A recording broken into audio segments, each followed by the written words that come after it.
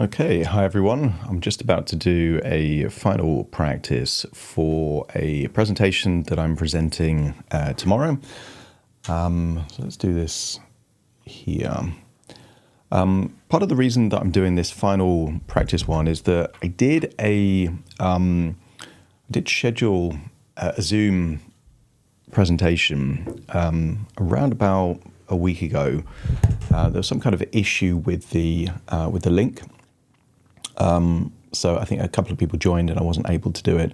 I like to do what I say I'm going to do, so I don't think it's going to be possible to schedule a time for those people to actually connect to a live presentation beforehand. So I'm doing a YouTube live, and then I'll send this link to them. So this is me talking about the power of podcasting for therapists.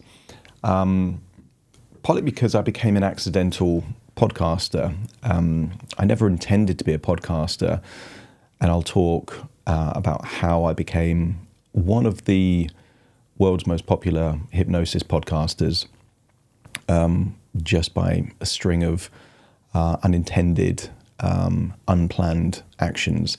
So this is going to be a presentation talking about this. It probably makes sense, and it dawned on me the last time I did this that I didn't actually define what a podcast is. A podcast is simply an audio recording that is generally streamed or downloadable. So if you think of a radio station is broadcast. The original term for a podcast was narrowcast, which meant it's not accessible to everyone. It's designed for niche audiences. So a podcast is essentially pre-recorded audio. A vodcast used to be the name called for pre-recorded video of that talking format, but these days podcast is used interchangeably. The main things I'm going to cover in this talk are going to be how you can learn stuff from podcasts. Actually, the power of podcasting doesn't even have to be that you launch a podcast. You can just listen to podcasts and get a lot of value from that. How to be a guest on podcasts is another very useful thing, because it can really build your brand, build exposure, and use it as an asset that could lead to higher profile media appearances. But also how to launch your podcast, or if you already have a podcast, how to grow your podcast audience, and there's certain ways in which you can do that. But obviously, first and foremost, I'm a hypnotist more so than a podcaster. So what I thought I would do is start this presentation with a very, very short hypnosis session to enable you to explore what that future could look like if you harness the power of podcasts. So let's do this together. Take a deep breath in, and on the outward breath, close your eyes. That's it. As you breathe in a resourceful feeling of calm and relaxation. And as you exhale, just feel a wonderful sense that any tension, stress, or worries are just leaving your body in your outward breath, enabling you to breathe in and breathe out, feeling deeper and deeper relaxed. And I want you to use the power of your imagination to remember a time when you felt curious or fascinated. A time perhaps where you saw something for the very first time that just sparked your imagination. And I want you to think back to that memory, see yourself as you were, looking curious or fascinated, and then step into that version of you in your memory, and then feel how you would feel to feel curious or fascinated.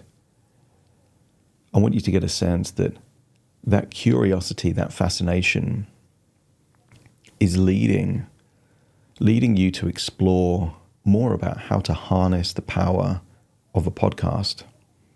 So take that feeling of curiosity, expand it, amplify it, and then imagine floating up over your body and seeing a future timeline from the present into the future. And I want you to see that version of you that expands their knowledge and skill simply by listening to podcasts.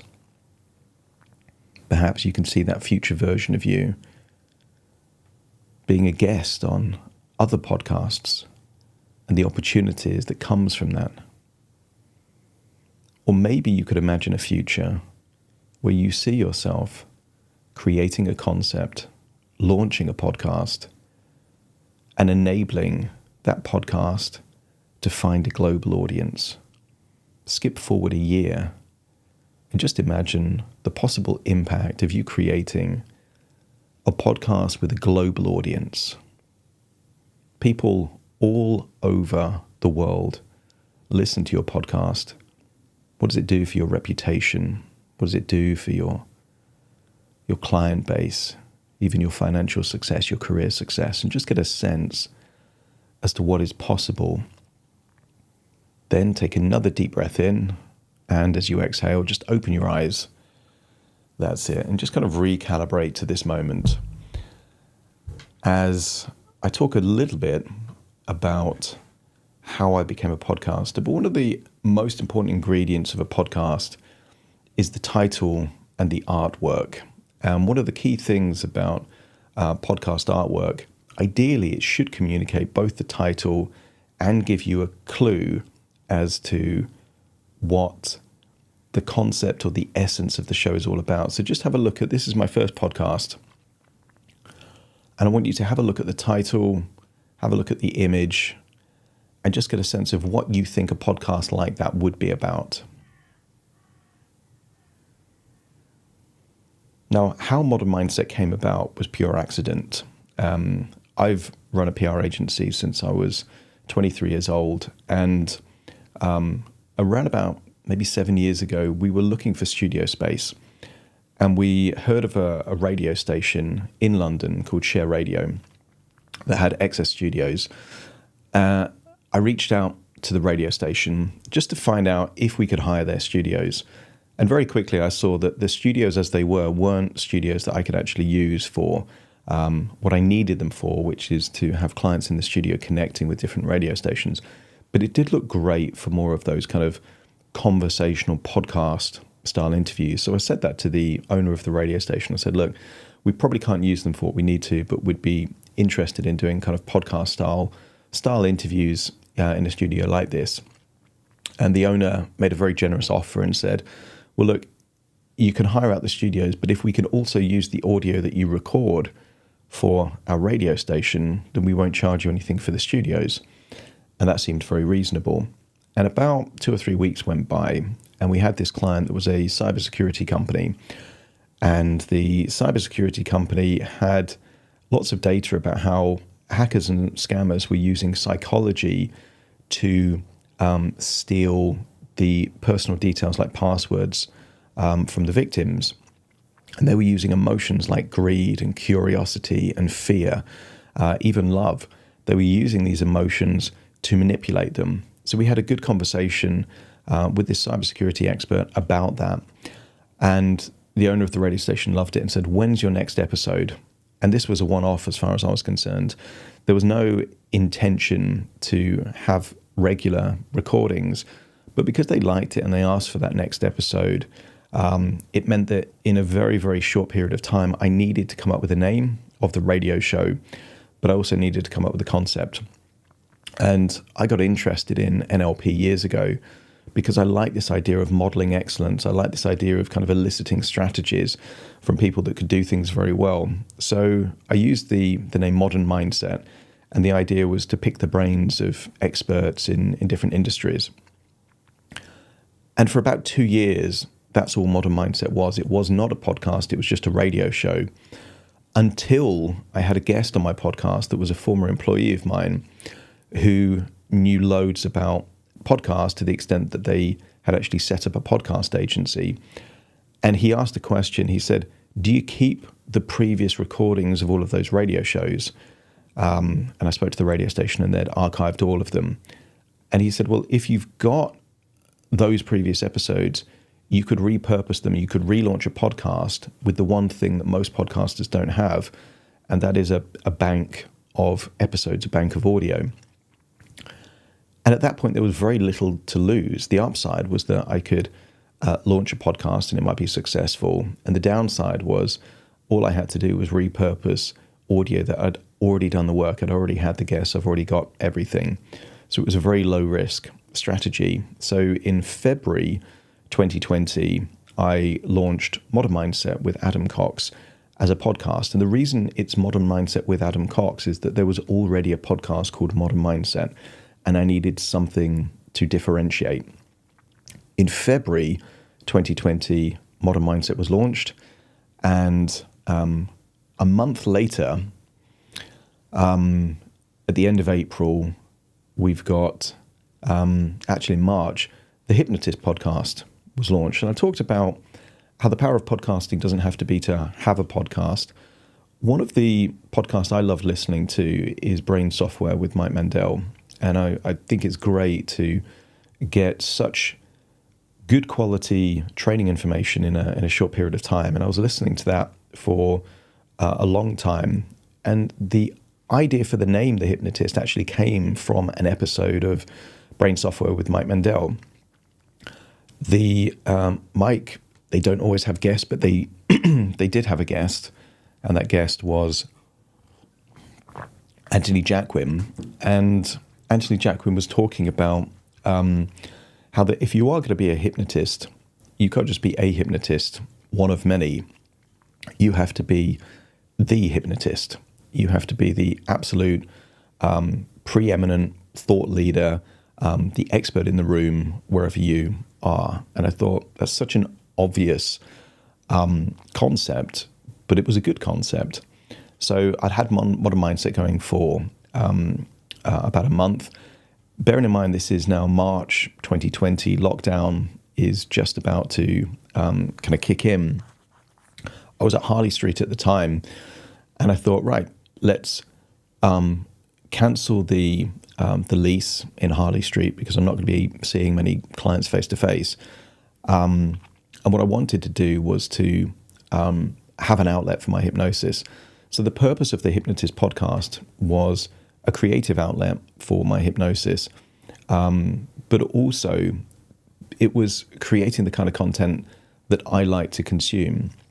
And when I became a hypnotist, the kind of hypnosis that I quite liked, particularly the books, it was good to read books on different techniques and protocols and those kind of things, but the ones I really enjoyed was the actual interaction between therapist and client. Some of the early Milton Erickson interactions, and there's a great book called Magic in Action, which is Richard Bandler's early interactions. And what it is you're actually seeing the back and forth.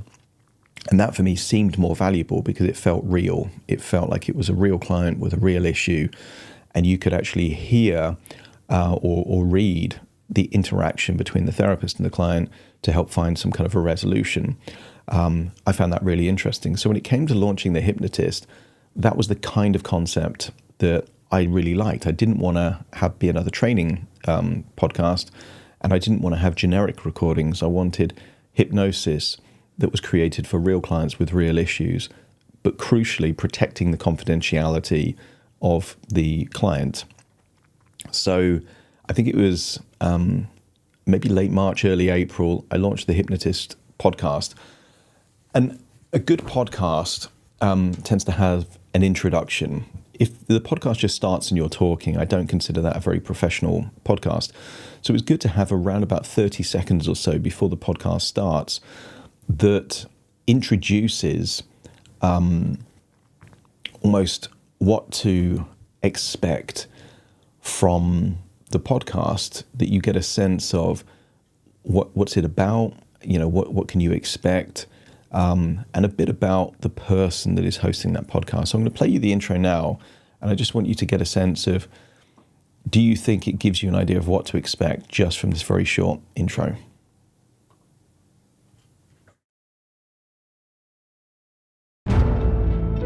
Welcome to The Hypnotist, the show that gives you inside access to cutting-edge hypnosis with real clients facing genuine issues. Brought to you by the hypnotherapist demanded by celebrities, CEOs, and even royalty, Adam Cox. These recordings took place live from Adam's clinic in London's world-famous Harley Street. So, get yourself comfortable and enjoy today's episode of The Hypnotist.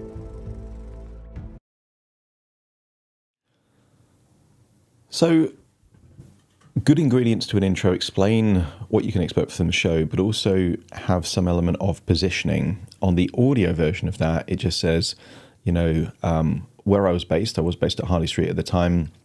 That has credibility based on association, but also the kind of clients that I was working with. And I was working with high-profile clients, and all of that gives credibility right before they hear my podcast.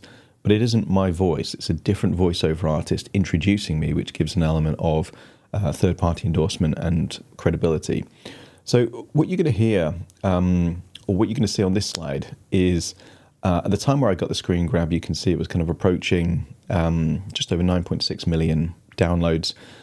If anyone would have told me, back in 2020 that my podcast with experimental hypnosis would reach, 10 million downloads, I wouldn't have believed them at all.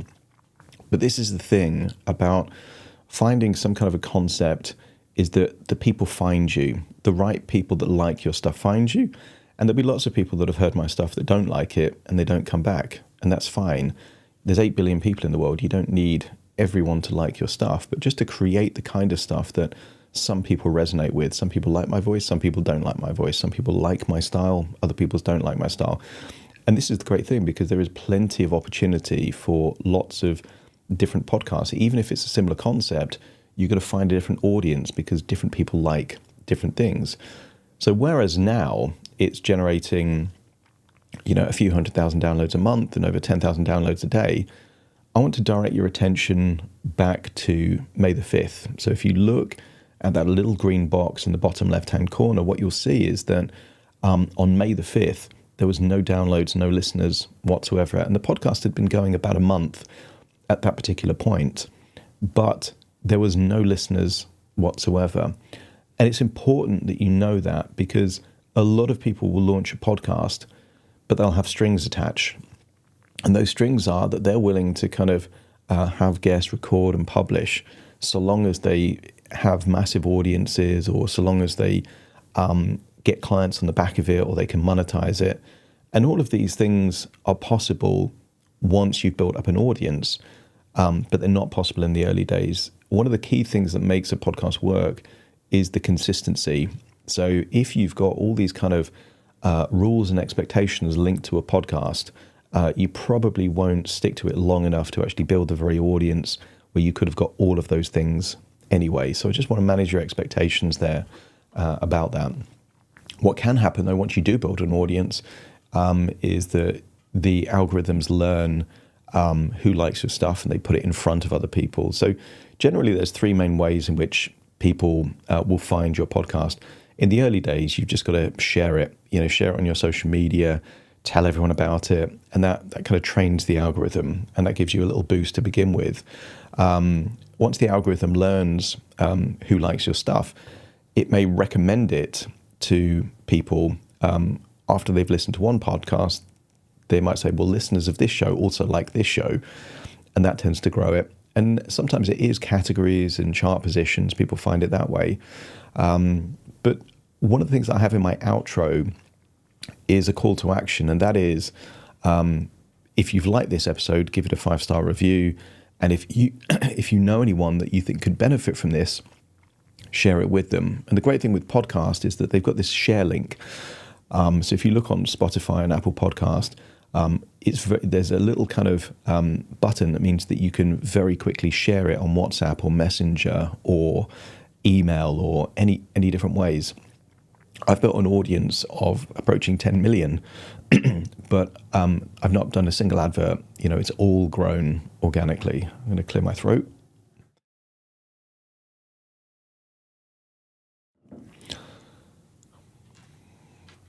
So we know what podcasting is. It's pre-recorded audio, but why podcasting? We're a few weeks after the US election, and I think it's at least possible that Trump, J.D. Vance, and Elon Musk, being on the world's biggest podcast in about 8 days leading up to a fairly tight election in the polls at that particular point, could have had some kind of an impact, because the reach is big and it's long form content, and people tend to make opinions while they're listening, not to a 5-minute soundbite, but to long form content. So you do get that reach and you get that influence potential. I'll talk more about relationships in a second. It also gives you the ability to build trust and authority, that if people are listening to your podcast, they're listening to it in the same way that they would listen to a Huberman Lab or a Joe Rogan or a Lex Friedman. You know, they're hearing you alongside these people. So again, from a positioning perspective, it gives you a high level of positioning.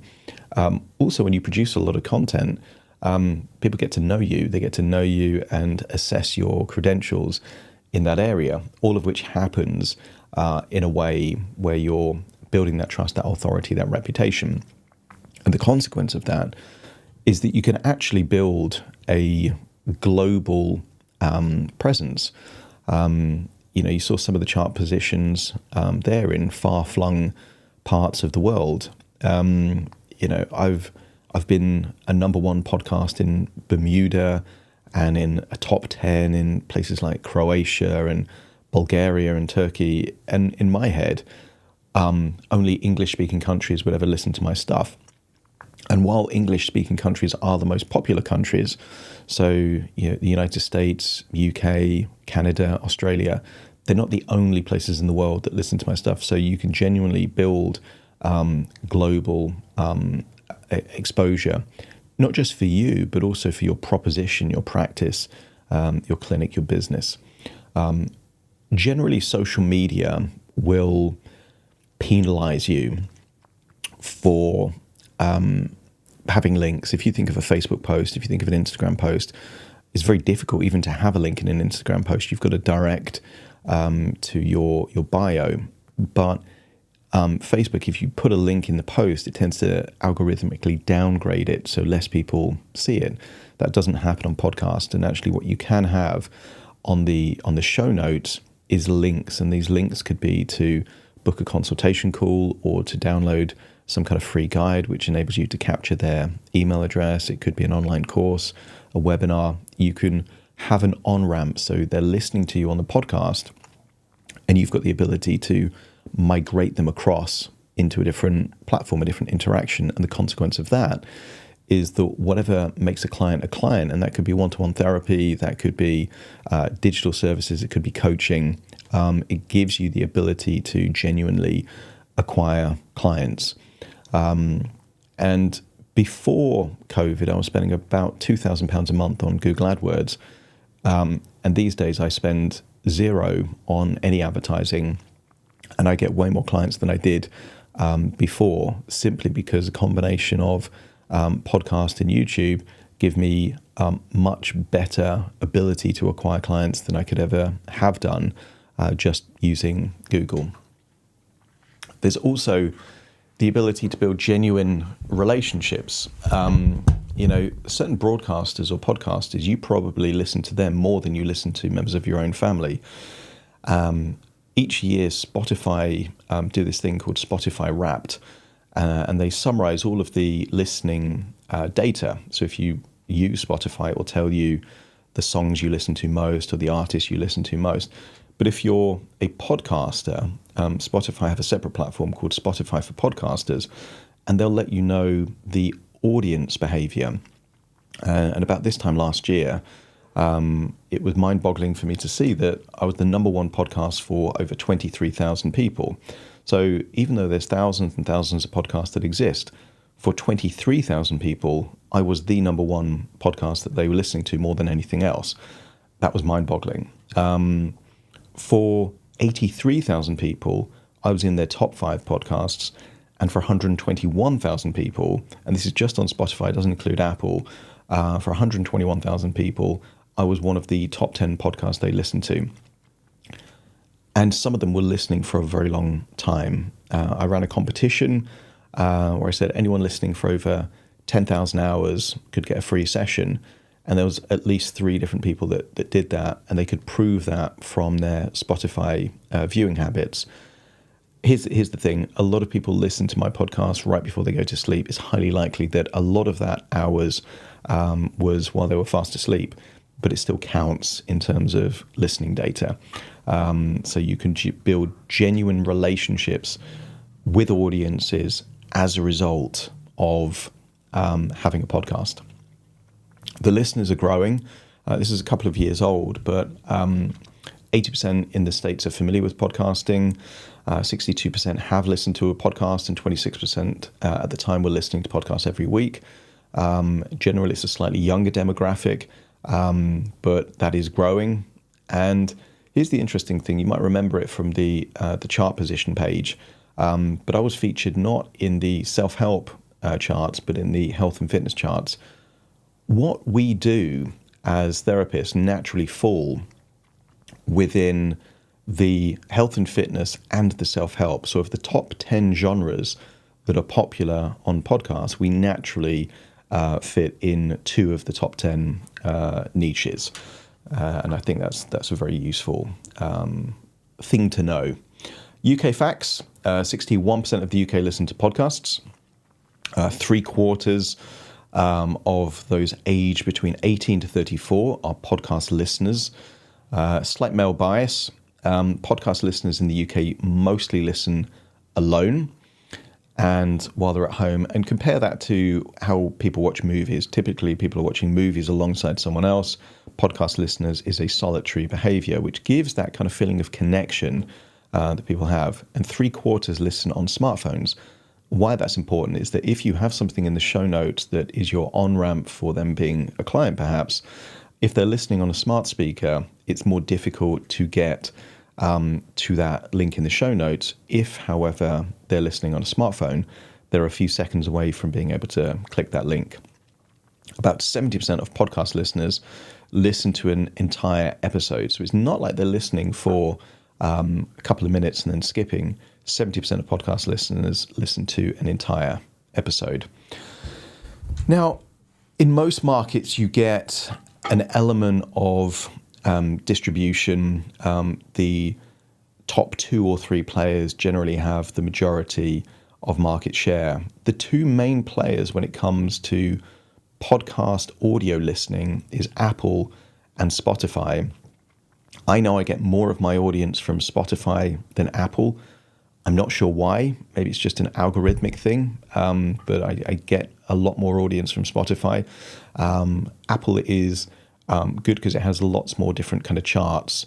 I've only ever been in 2 charts on Spotify, and that is health and fitness in the UK chart and health and fitness in Australia, whereas I've been on lots of different charts in Apple, even though my audience is bigger on Spotify. If you're on Apple and Spotify, you've got access to a very big audio audience. And if you're creating video content, you really need to be on YouTube. If you've got a podcast that is video and you put it on YouTube, that also gives you a huge audience. Put very simply, if you are on Spotify, Apple, and YouTube, people will find you. Now, you can do individual downloads. Podcasts on YouTube have to be done individually uploaded, but you can use syndication software, and that syndication software is a great tool to enable you to be on all the platforms in a very efficient way.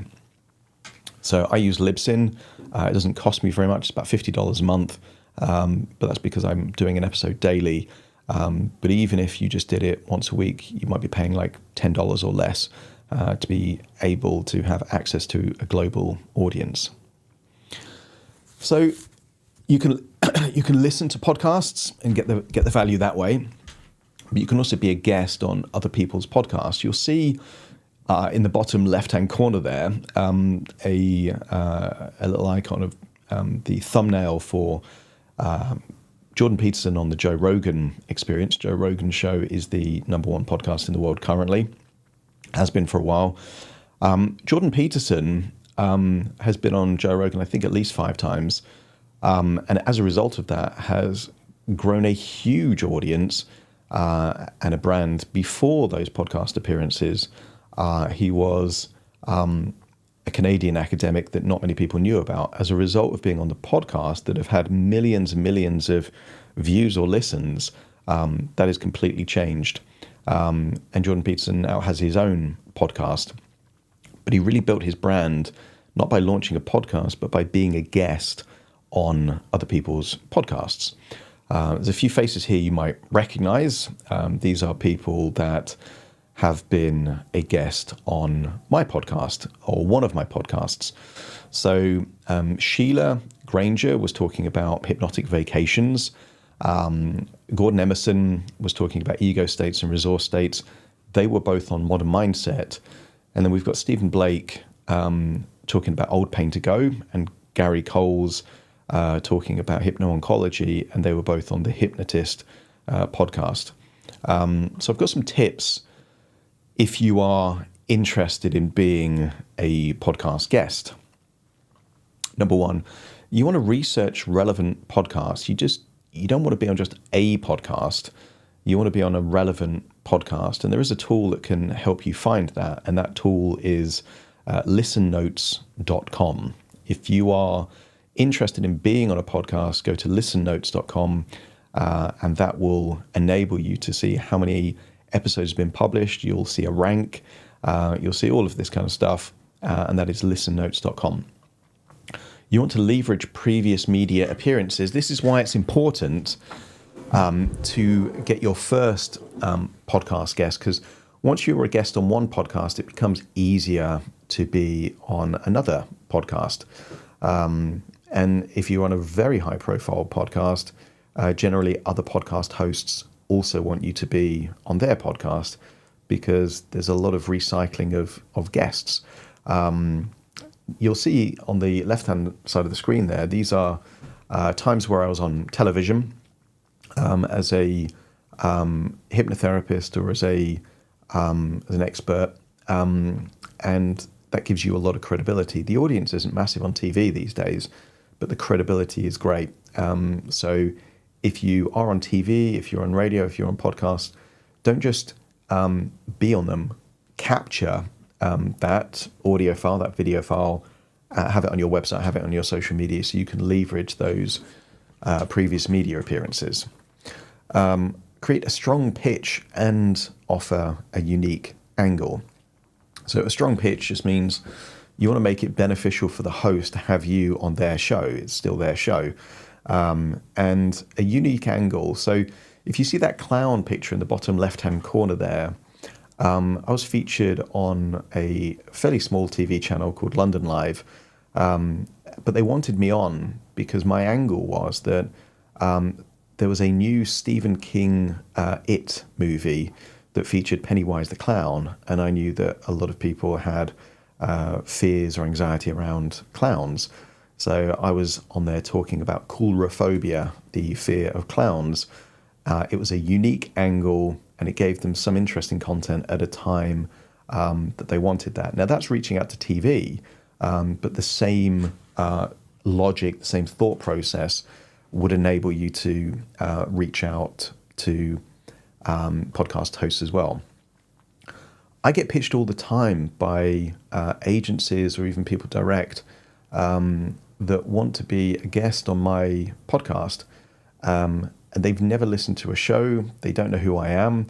They don't know what the format is, and it's called a cold pitch. What makes a cold pitch a warm pitch is if you've got some kind of connection, interaction, engagement, or something before the pitch.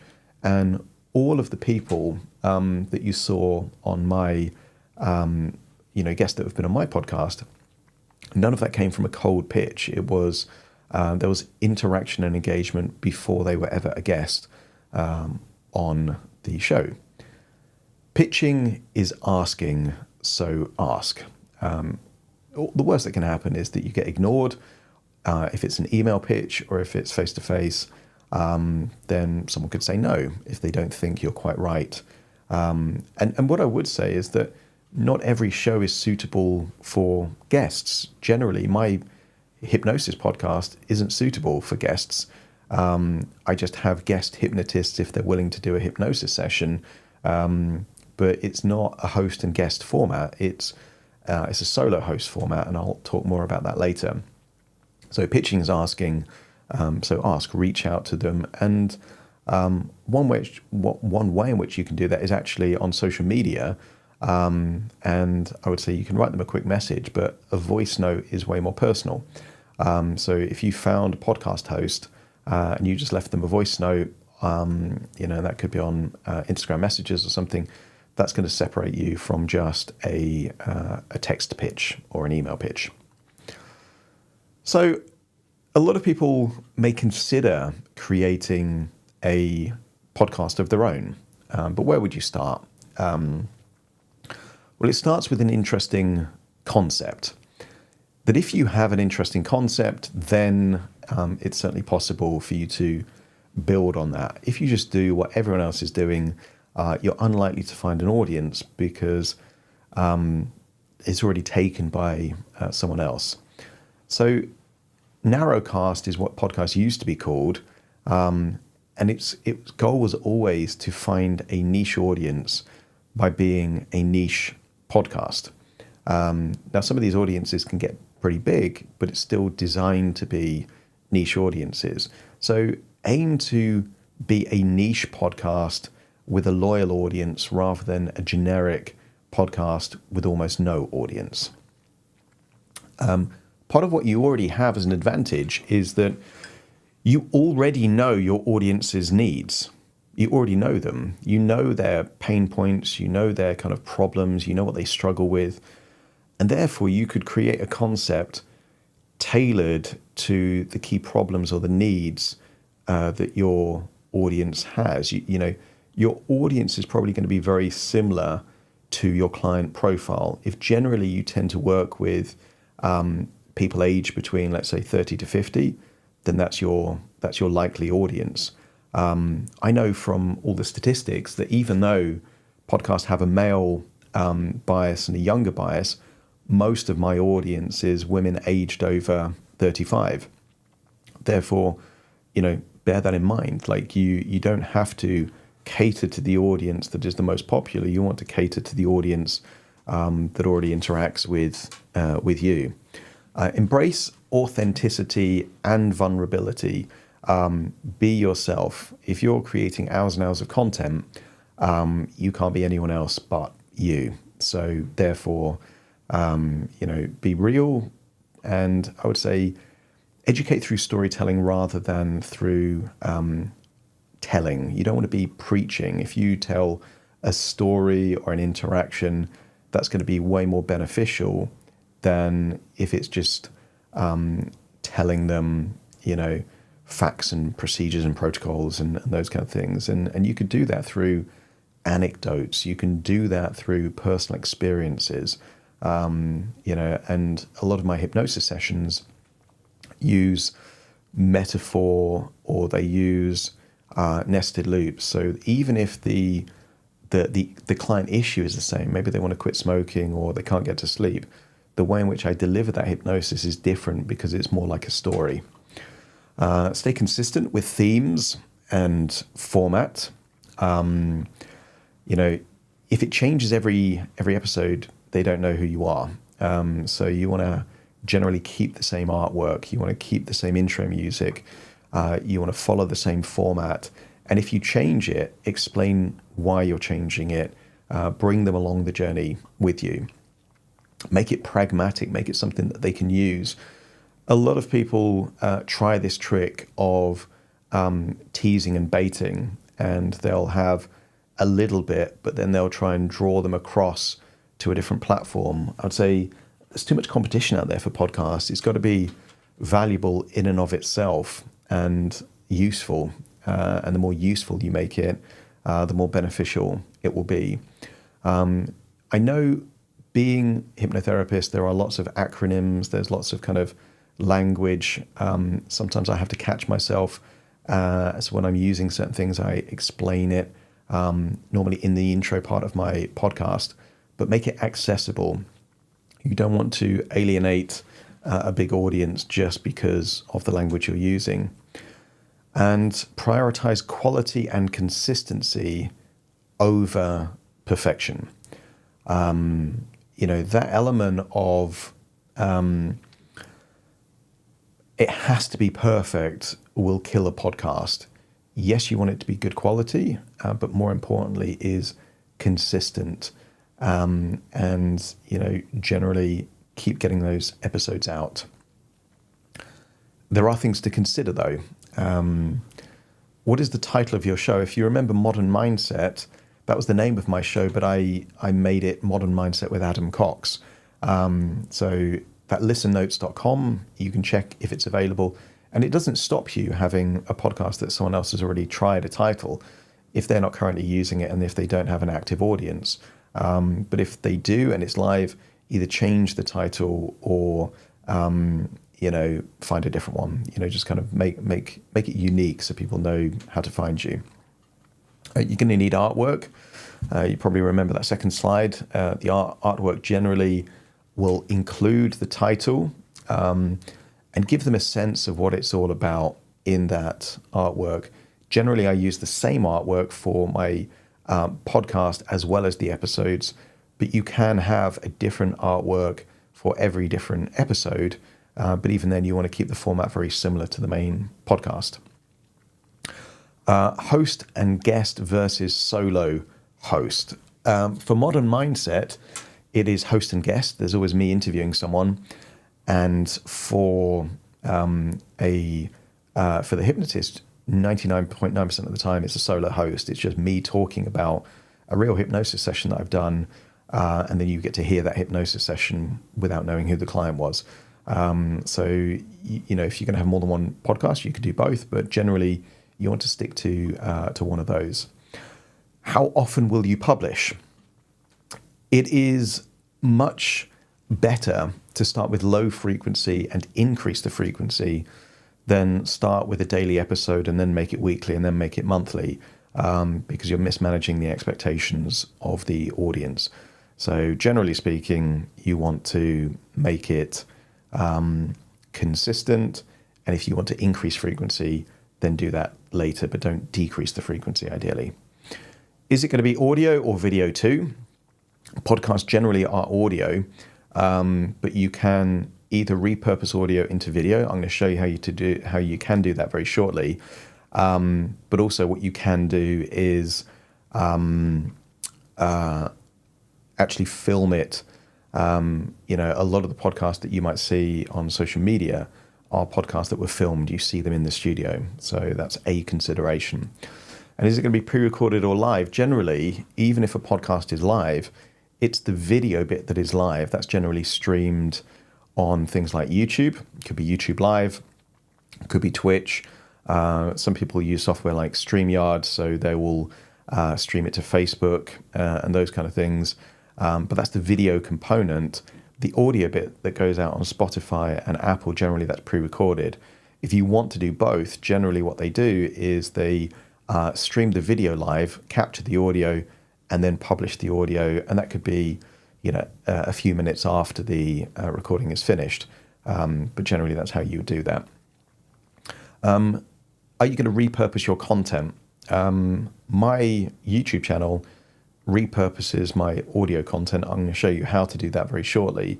And you can also get lots and lots of clips from a single podcast episode by using an AI application. You could get a month's worth of little clips for your social media. So sometimes it's worth repurposing content. Introductions and outros. This generally is the initial 30 seconds or the final 20 seconds of your episode. For my ones, they use music beds and they use voiceover artists.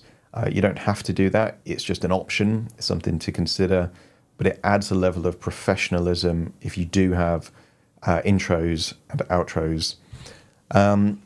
Is there going to be an offer or a call to action?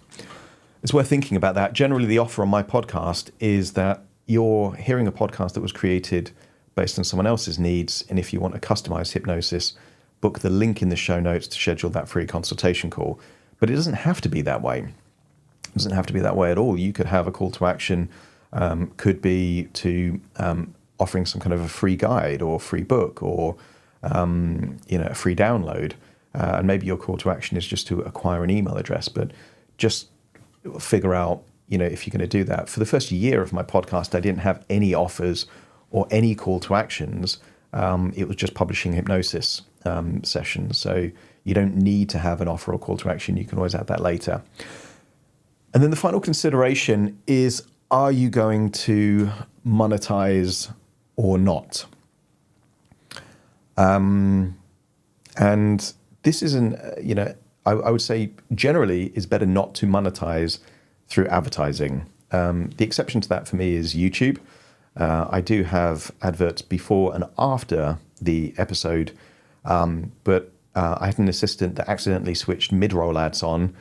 And the reason why monetizing hypnosis sessions is not a good idea is because in that particular case, with mid-roll ads, it just means playing an advert in the middle of something.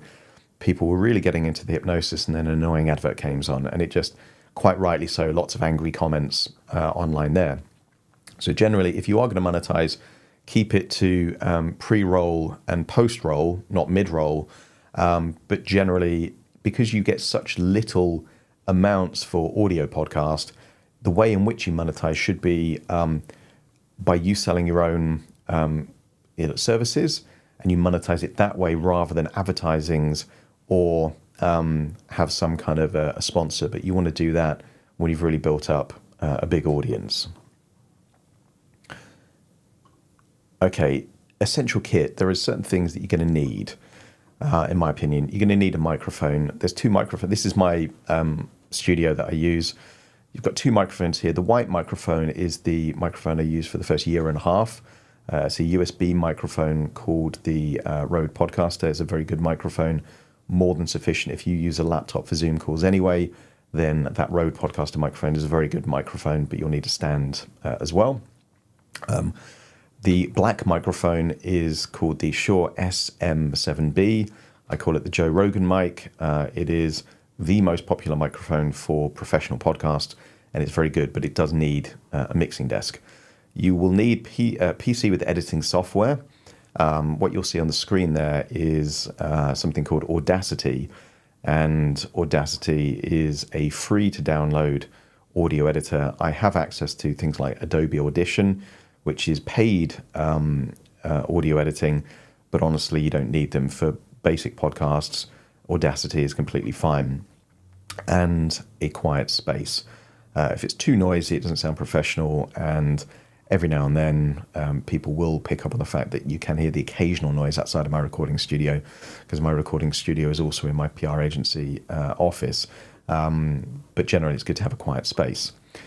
These other things are optional. This mixing desk here is a great mixing desk, and the colorful pads here, these colorful squares, actually play background music, theta wave music, which adds to the experience of the client, but also to my podcast. These are optional. You don't need this kind of stuff. You can add the background music, if you are going to have background music, in the audio editing. It doesn't need to be done live. If you are going to film it, good to have a video camera, but you don't need that.